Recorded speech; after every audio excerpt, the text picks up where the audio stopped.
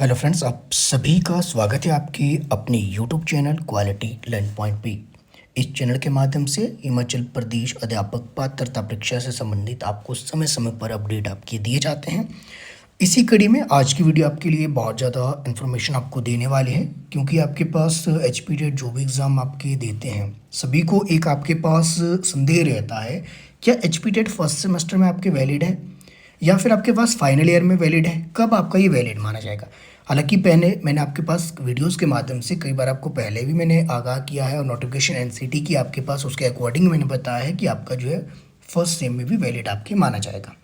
लेकिन आपके पास अभी एक इन्फॉर्मेशन आरटीआई के थ्रू आपके निकल कर आई है, और जिसमें जो आपके पास एक स्टूडेंट आपकी जो देखने को मिले, मेरे एक स्टूडेंट थे आपके पास, एक सर्विसमैन है जिनका नाम है बरिंदर ठाकुर। और क्योंकि उनकी थोड़ी सी पर्सनल जो आपकी इन्फॉर्मेशन ना जाए, उनका एड्रेस वगैरह आपके ना जाए, उस करके डायरेक्ट आपको आरटीआई की कॉपी में नहीं दिखा सकता, अदरवाइज़ मैं दिखा देता है, क्योंकि पोस्ट ऑफिस वगैरह उनकी सारी जितनी डिटेल है, कॉन्टैक्ट डिटेल, वो सारी आपके जो है फिर आपके पब्लिक हो जाएगी। और मैं नहीं चाहता किसी की निजी ज़िंदगी का आपके पास जो है पब्लिकली लोग आपके जो है यहाँ स्टूडेंट फ़ोन को करने लग जाए, इस तरह की चीज़ें। तो आरटीआई नंबर आपको मैं बता देता हूँ। आरटीआई नंबर है आपके पास 18770। ये आरटीआई नंबर आपके पास देखने को मिला, ये आपके पास एचपी आरटीआई आपने लगा देना स्टार्टिंग में 18770। ये रजिस्ट्रेशन नंबर आपके रहेगा। इसके माध्यम से उन्होंने एक अपील आपकी की थी, उन्होंने आरटीआई लगाई थी एचपी बॉस के लिए, और दो जगह आपके देखने को मिली थी। और दूसरी आपके पास डायरेक्टरेट एलिमेंट्री एजुकेशन, तो ये शिमला की अगर हम बात करें, उसके लिए आपके दो तरह से। तो एचपी बॉस की ओर से जो रिप्लाई देखने को मिला, हालांकि रिप्लाई की कॉपी मेरे पास है और अगर कभी ज़रूरत पड़ेगी तो डेफिनेटली उसको मैं आपको दिखा दूंगा। इन्होंने आपके ये आरटीआई जो लगाई थी, ये आपके जो देखने को मिलती है 17/10/2023 को, 17/10/2023 को ये आरटीआई इनके द्वारा लगाई गई थी। और इसका जो रिप्लाई इन्हें मिला है 3 नवंबर 2023 को। हालांकि ये इन्फॉर्मेशन मेरे पास पहले पहुंच गई थी, लेकिन अब आपको मैं इसको प्रोवाइड करवा रहा हूँ। अभी फिलहाल आपको मैं कॉपी वगैरह नहीं दिखा रहा हूँ, हालांकि रिप्लाई वाली कॉपी मैं दिखा सकता हूँ, अगर जरूरत पड़ेगी तो डेफिनेटली आपको मैं दिखा भी दूंगा। अभी आप बात सुन लीजिए कि क्या हुआ कि एचपी बॉस ने कोई भी आपके पास क्लेरिफिकेशन नहीं दी। एचपी बॉस की ओर से कोई क्लेरिफिकेशन नहीं दी है, क्योंकि एचपी बॉस ने कहा है कि फर्स्ट में वैलिड होगा या सेकंड में होगा, थर्ड में होगा, इस मामले में एचपी बॉस के पास कोई जानकारी है नहीं। हालांकि कंडक्ट आपके एचपी बॉस ये एचपीटेट आपके करवा रहा है।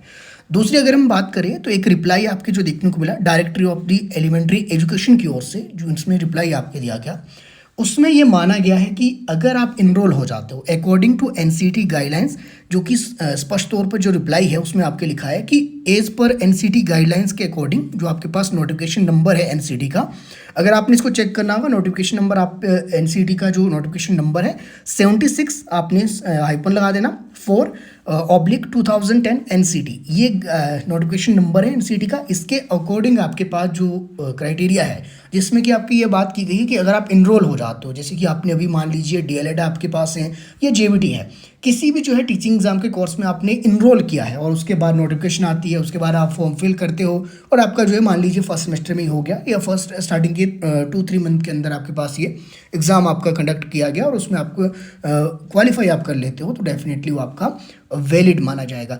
अब यहाँ पर ये वाली इन्फॉर्मेशन आपको मैं इसलिए दे रहा हूँ, अगर इन फ्यूचर किसी भी स्टूडेंट को डॉक्यूमेंटेशन के बेस पर बाहर निकाला जाता है फाइनल डॉक्यूमेंटेशन में, तो बेशक वो स्टूडेंट मुझसे ये कॉपी ले जाना और इसके बेस पर आप जो है सीधे हाई कोर्ट, यहाँ तक कि सुप्रीम कोर्ट में भी आप जो है अपील कर सकते हो कि आपके एलिमेंट्री जो एजुकेशन डिपार्टमेंट है, आरटीआई के रिप्लाई में उसने कहा है कि वैलिड माना जाएगा, चाहे फर्स्ट सेमेस्टर हो, चाहे लास्ट सेमेस्टर हो, चाहे फाइनल ईयर हो, चाहे आपने अभी इनरोल किया हो। बस डिपेंड ये रहा है कि इनरोल करने के बाद जो नोटिफिकेशन आपकी आनी चाहिए एचपीटेट की, तो ये आपके लिए कहीं ना कहीं हेल्प करेगा। डॉक्यूमेंटेशन के टाइम जिन्हें लगता है कि डॉक्यूमेंटेशन के समय उनको बाहर निकाल दिया जाता है, पहले निकाल दिया जाता था।